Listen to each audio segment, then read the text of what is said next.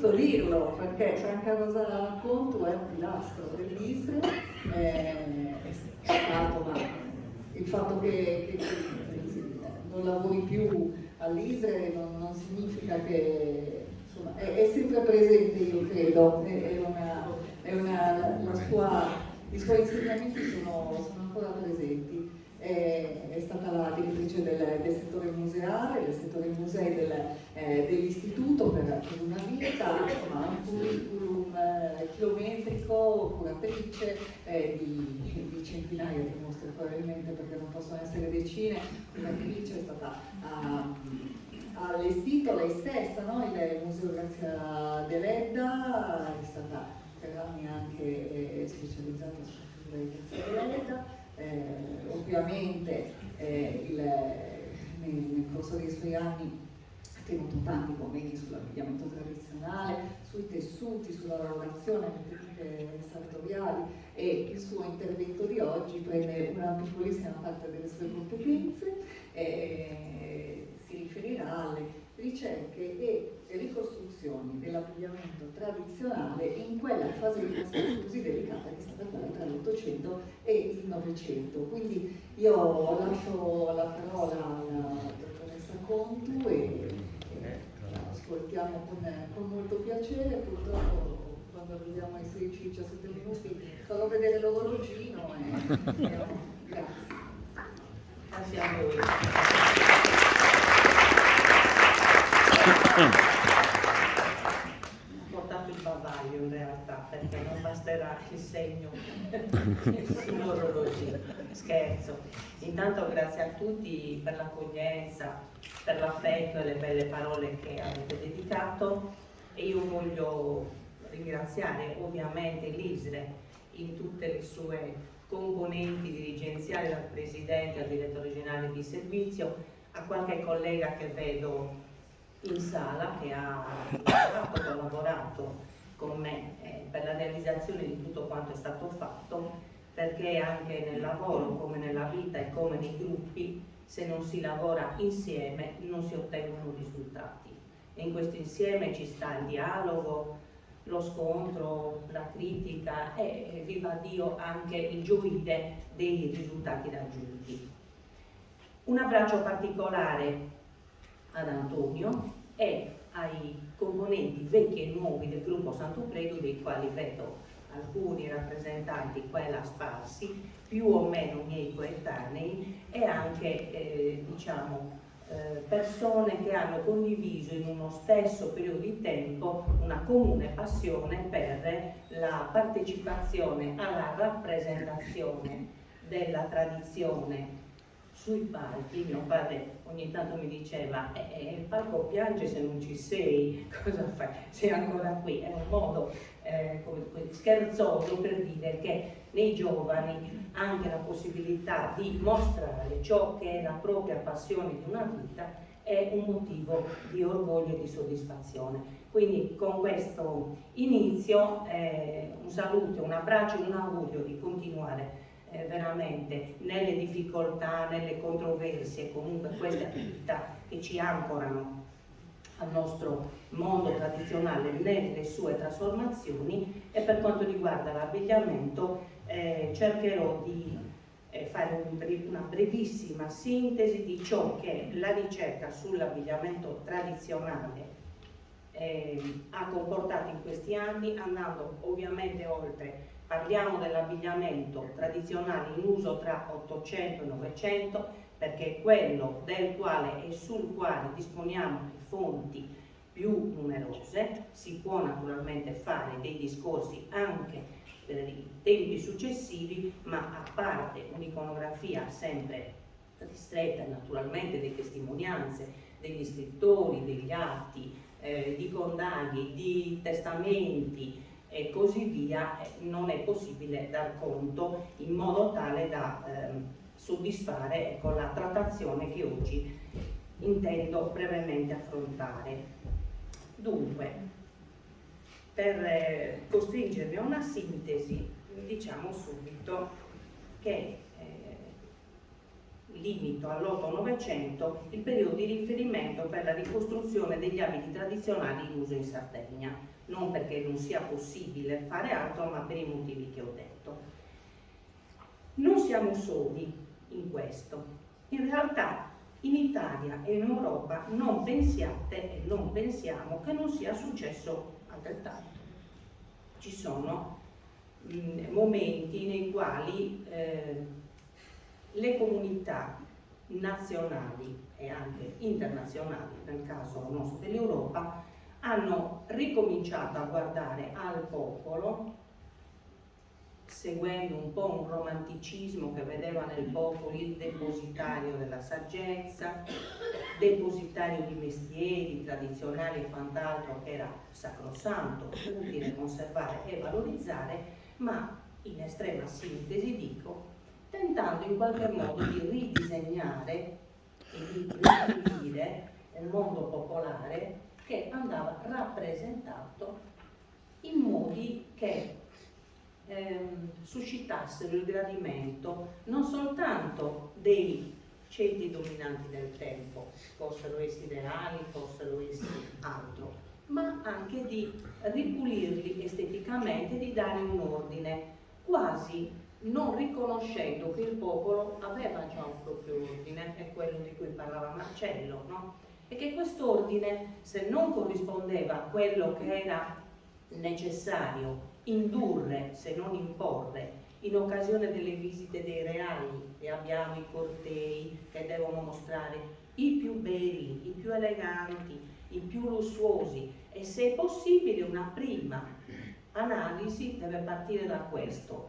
L'invenzione della tradizione, che è una cosa terribile ma si è verificata, inizia proprio quando il popolo viene messo tutto in fila e per suscitare l'interesse del reale di turno o del podestà di turno o del generale di turno si sceglie il meglio e spesso lo si arricchisce dell'impossibile, di ciò che in una comunità non è mai stato realmente utilizzato, per mostrare che anche il popolo aveva le sue ragioni di essere orgoglioso di esistere. Ora, abbiamo superato ampiamente tutto questo, anche tante mortificazioni, tanti momenti nei quali abbiamo nascosto la nostra cultura, abbiamo mascherato il nostro accento, abbiamo voluto dimenticare la ruvidezza dell'orbace, abbiamo voluto dimenticare che le nostre origini sono tutte contadine, pastorali e con una poi enorme quantità di mestieri cosiddetti o sottovalutati, che fanno di noi eredi di un popolo meraviglioso ma semplice. Negli anni 60 avviene questa svolta. È vero che superati il periodo bellico è necessario un tempo di ristoro, di respiro, no? E in questo respiro ci sta anche l'inizio del recupero di un sé collettivo. Ecco che allora i giovani più intraprendenti, che badate non sono quelli più chiusi, ma sono stati a Nuoro, in misura che tutti noi possiamo apprezzare e anche altrove, proprio coloro che erano più aperti alle innovazioni, cercavano i primi registratori, andavano in giro a cercare i dischi se c'erano di musiche moderne, ma riportavano questa loro intelligenza e interesse ad una analisi al proprio interno. Ecco, il formarsi di alcuni gruppi non è la materia mia, ne parlo solo per l'abbigliamento, li porta a un certo punto a dire: ehi, sai cosa c'è? Perché non ci mettiamo d'accordo? Tu prendi gli abiti di tuo nonno, io quelli di mia nonna, qualche ragazza che aveva il permesso negli anni 60, non era frequentissimo, di uscire di casa, ma se lo faceva con l'abito tradizionale aveva qualche chance in più. Anche questa curiosità del mondo porta alla riscoperta e al desiderio di indossare di nuovo gli abiti tradizionali. Da lì, anzi ad oggi, di strada se n'è fatta a bizzeffe. Quindi negli anni 60 ciò che c'era si metteva, e non mi posso assolutamente soffermare sulle differenze sostanziali che si creavano nel vestire di queste persone che rappresentavano rispetto a quella che era la tradizione vestimentaria reale, che pure aveva prodotto quegli abiti. Mancava un collegamento, uno studio, un'analisi che i tempi non richiedevano, non permettevano, ma niente si costruisce dal nulla. Noi oggi parliamo di ciò che da quei momenti è avvenuto e arriviamo agli anni 70, nei quali la nuova gioventù non solo mantiene questi input iniziali, ma anche la fortuna di potersi incontrare e confrontare a livello culturale, andando nei vari paesi, nelle facoltà, prima e fra tutta quella di Cagliari, nelle quali si introduce lo studio delle materie demo ed antropologiche, che liberano ancora una volta dalla oppressione e dal sentimento di subalternità che comunque permeava le nostre società, che costituiva un motivo veramente pesante, perfino di rapporto tra le vecchie e le nuove generazioni. A questi studiosi, docenti universitari che hanno portato i loro insegnamenti, diffondendoli meravigliosamente ai loro studenti di allora, che sono diventati i docenti successivi e che sono stati quelli che hanno invitato i loro bambini alle elementari, alla scuola media e alle superiori a svolgere le prime ricerche sul campo, che non avevano il metodo che io naturalmente pretendo oggi venga adottato, perché le strade si costruiscono sulle fondamenta degli altri. Li chiamiamo errori? Benissimo, ma non sono errori da stigmatizzare per portare ad una crocifissione, ad una negazione, ma per una costruzione che migliori continuamente il nostro essere consapevoli di tutti insieme portare avanti un valore culturale collettivo, sul quale dunque gli interventi, a questo tengo moltissimo, devono essere, gli interventi non possono essere arbitrari, non possono essere fantasie prive di radici, ma devono passare al filtro di una comunità e collettività. Ognuno per la propria ne risponda. Quindi gli arbitri e le fantasie personali lasciamoli a casa, non hanno di fatto nessun valore, a meno che non si voglia firmare la produzione di un abito di scena che potrebbe avere la sua dignità, purché mantenga il suo nome e non pretenda di ammantarsi di storia, di tradizione e di quello che si chiamava una volta popolarmente connotato. Nei nostri studi ne abbiamo sempre fatto tesoro. Se non è stato popolarmente connotato non può essere tradizionale e popolare. È una scelta individuale, una scelta artistica, stilistica, che può avere il nome, il cognome e una firma, ma non di una collettività che l'ha prodotto. Voglio, sempre per limitarmi, ricordare alcune questioni. Già le ricostruzioni, allora uno è l'attingere a un guardaroba storicamente presente, l'altro è scoprire che se si vuole andare in gruppo non bastano più gli abiti e si inizia una riproduzione degli abiti. La riproduzione è qualcosa di diverso da una ricostruzione, lo dice la parola. Ti prendi un originale, guardi bene come è fatto, lo tocchi, lo misuri, forse lo annusi anche, perché ci vuole il fiuto e ci vuole un'appropriazione intima di un bene da riprodurlo, per riprodurlo correttamente. Ne controlli perfino le macchie, l'usura, i punti dell'usura, e capirai perché si costruiva un capo d'abbigliamento che doveva durare una vita in un modo e non in un altro. E allora capirai perché, quando a distanza di decenni Franca Rosa sembra la strega che dice: ma perché ti ostini a usare il nastrino di raso che costa quei soldi e non vale nulla, a portare gonne e indumenti che, essendo fatti per la vita, non potevano essere sostituiti ogni 2 anni. Il perché lo dice l'abito, non è che lo dice Franca Rosa, che ha solo avuto, se l'ha avuto, il merito di mettere in fila una serie di osservazioni e di farne il codice. la verità delle cose è nelle cose che, se le vogliamo riprodurre, abbiamo in mano. La ricostruzione, va da sé, è un tantino più complessa, perché spesso non hai il capo intero o non lo hai del periodo giusto, oppure lo vedi e lo riscopri soltanto esaminando finalmente litografie, dipinti, fotografie, che quelle originali ahimè sono in bianco e nero. Quando colorate bisogna saper discernere se il colore sia stato aggiunto o meno, tutta materia per la quale ci sono specialisti e specialismi a tutti i livelli. A me è capitato di vedere un abito ricostruito portato qui in istituto. Voi immaginate un insieme composto da copricapo, camicia, corpetto, giubbetto, gonna e grembiule, risolto corpetto e giubbetto uniti insieme.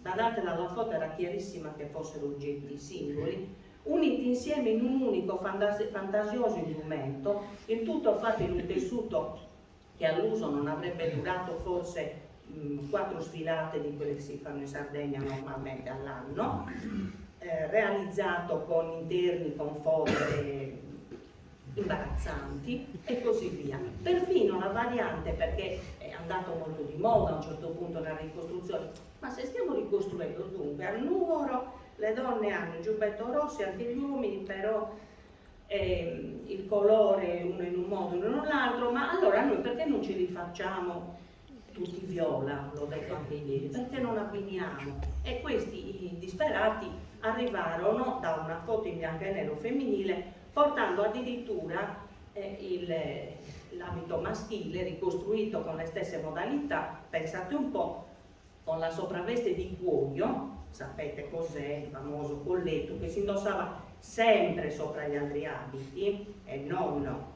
da solo, fatto addirittura nello stesso pannetto del giubbetto della donna, quindi il cuoio è diventato pannetto, foderato tutto quanto del consueto nylon, una cosa raccapricciante. Dopo ore di analisi qui in istituto, quindi pagate profumatamente, perché il nostro lavoro è stato pagato e dunque anche per questo non si può essere banali, non si può essere sciocchini, compiacenti, perché stiamo spendendo soldi di tutti quando pagate noi, mica chiacchiere. Quindi qualche risultato lo si vorrà vedere, qualche non ben detto lo si potrà dare, qualche spiegazione, anche molte spiegazioni. Il ritorno di tutto questo lavoro va assolutamente alle collettività che ci permettono di vivere di questo lavoro, mi pare evidente. Gli dissi dopo buone 3 ore, allora qui funziona così, io gli ho spiegato tutto, allora funziona che o chiudete in un catafalco queste 2 cose e ci scrivete sopra tentativo errato di ricostruzione dell'abito di, oppure più saggiamente, secondo me, perché il cartello può sparire o può essere fatto sparire, più saggiamente lo incenerite. Questo ho detto alla funzionaria dell'ISE. Purtroppo avevo ragione, perché 3 anni fa, quando erano passati ormai buoni 20 anni dal misfatto, a Sant'Efisio, dove svolgo la funzione colorita di spaventapassi, nel senso che mi metto lì, no? C'è quella di Nuoro, anche quest'anno, c'è quella di Nuoro, ok, sopportiamo anche questo, e controllo tutto e mi vedo, oddio, tenere il gonfalone della subregione storica, l'abito che io non potevo mai aver dimenticato.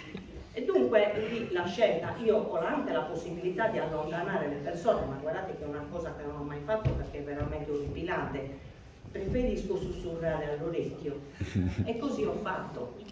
Ho sussurrato all'orecchio della malcapitata ragazza che 20 anni fa non era manco nata, poverina, che le avevano appioppato un abito inesistente e che non pensasse di indossarlo mai più e anzi si lamentasse con chi gliel'aveva inflitto perché le stavano facendo fare una pessima figura che non era sua colpa.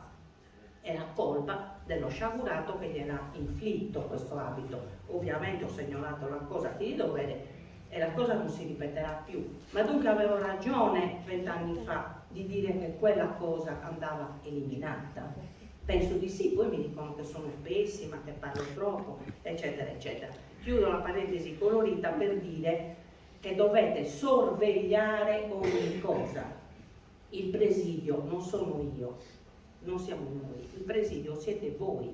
Noi tutt'al più vi suggeriamo ogni tanto una rinfrescatina al metodo, tutte queste cose, no? Ma poi siete voi, altrimenti si precipita tutti, si perde tutto e non lo si recupera mai più. Adesso voglio, perché non so a che punto sono, va bene, allora vi parlo di una pubblicazione che pochi conoscono. Perché è importante questa pubblicazione? Si chiama Il Merletto nel folklore italiano. Fu fatta negli anni 90 dal consorzio per i merletti di Burano. L'ISRE partecipò con molta lungimiranza, siamo negli anni 90, io ero ancora una fivella alle prime armi, studiavo come una gobba, come una pazza e non parlavo e non scrivevo, perché prima di scrivere e di parlare si deve studiare, se è possibile, per decenni.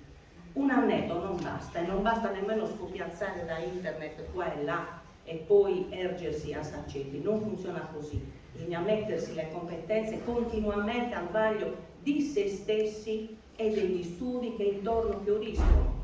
Quindi condivisione delle conoscenze e filtro assolutamente rigidissimo nello studio. Dunque partecipai, condivise, portammo alcuni ambiti, ma l'importanza di tutto questo non è nella partecipazione all'azione, ma nel fatto che venne fuori un lavoro che regione per regione, partendo dall'analisi, dallo studio dei merletti, e attenzione perché potremmo fare un convegno soltanto sui pizzi e i merletti, sulle tele sfilate che costituiscono i ricami della biancheria tradizionale, e poi naturalmente parlando di ricami anche di altre parti dell'abbigliamento, ne venne fuori una trattazione regione per regione fatta da quelli che erano i più grandi specialisti del tempo. Guardate che sto parlando dei padri di una materia,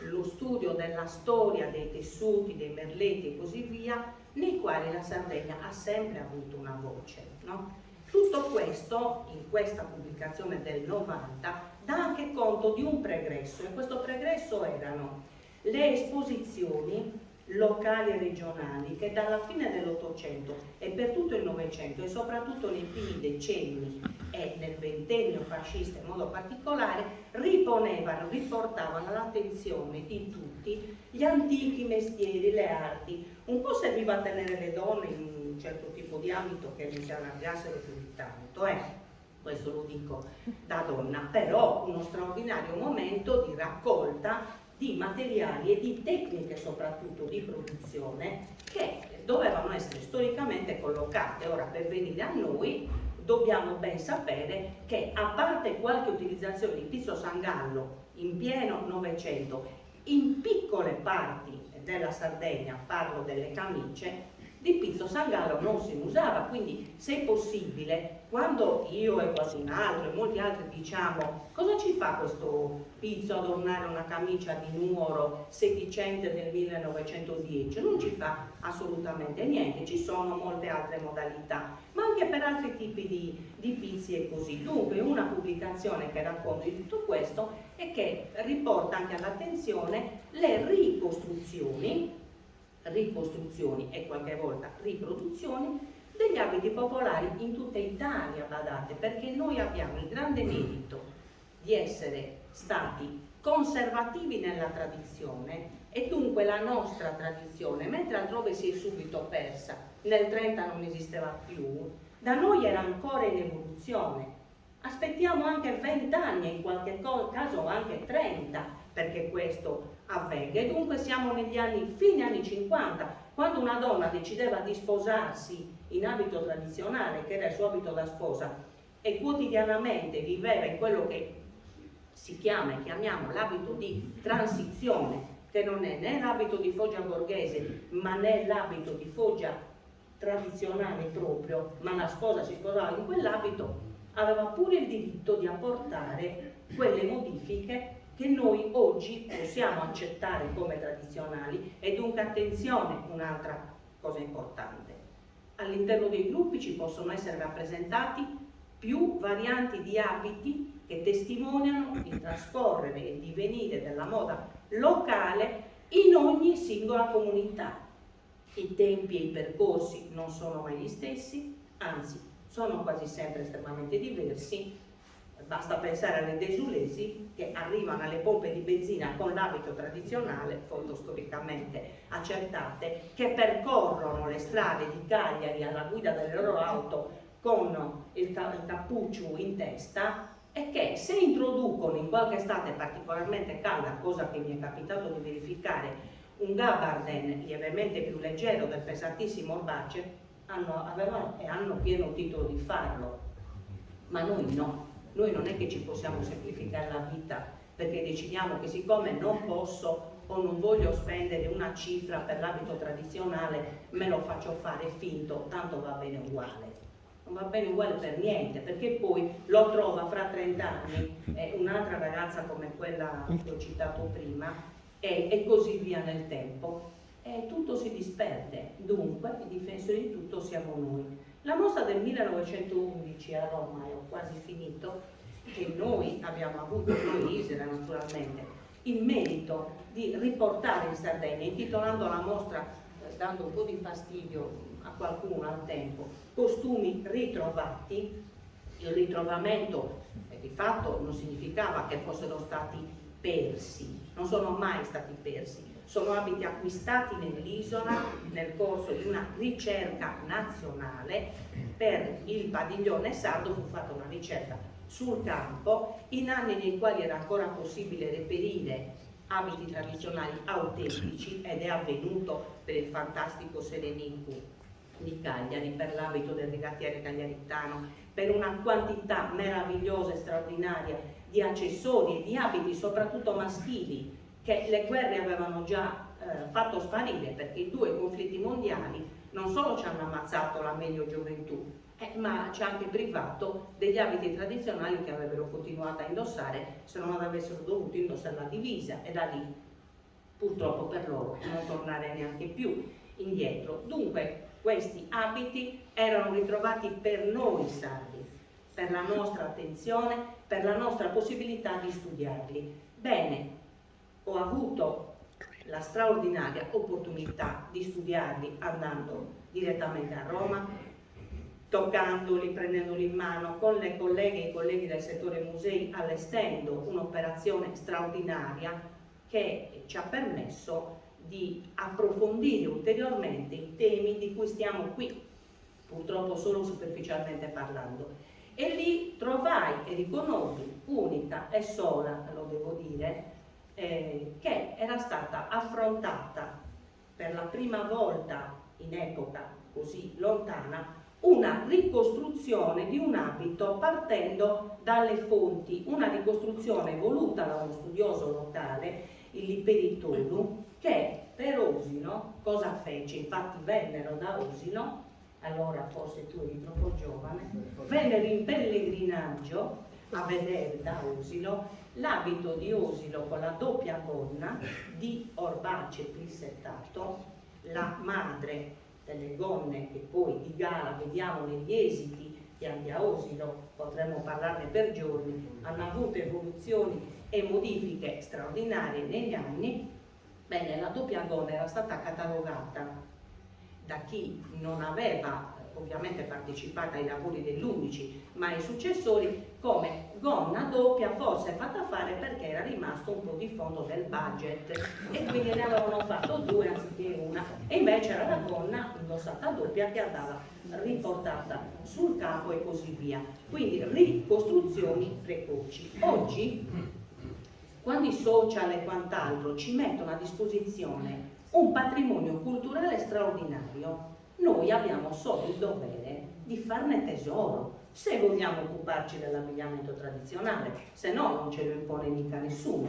Ma chi lo vuole fare non deve continuamente correre in biblioteca, fare fotografie costosissime. Quando arrivavano le fotocopie a colori, io me lo ricordo ancora, mi sembrava un sogno, però costavano un botto e bisognava veramente fare di tutto. Adesso in un clic sei a casa tua, mezzo annoiato, ti puoi riguardare l'iconografia, le pubblicazioni dell'ISRE, dal Diole al GES hanno messo a disposizione materiale iconografico sconosciuto soltanto fino a 20 anni fa, e guardate che non è poco.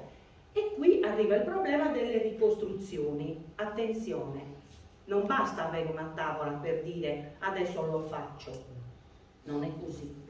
Bisogna tornare alle competenze di cui si parlava, perché esistono negli abiti i diritti, i rovesci, le fodere, le rifiniture, i tipi di cucitura che permettono alle camicie di essere lavate, si chiamano cuciture all'inglese, no? Perché non vedi il bordino che se le mettevi nella lisciva ti si disfava in mano, una cosa che non era rifinita, perché dovevano essere strofinate per essere lavaggi, subire i lavaggi necessari e così via. Dunque, Carlotta mi sembra disperata e quindi fermo. Attenzione, possiamo fare altri incontri tematici approfonditi, qui vi saluto e spero di avervi interessato. Grazie.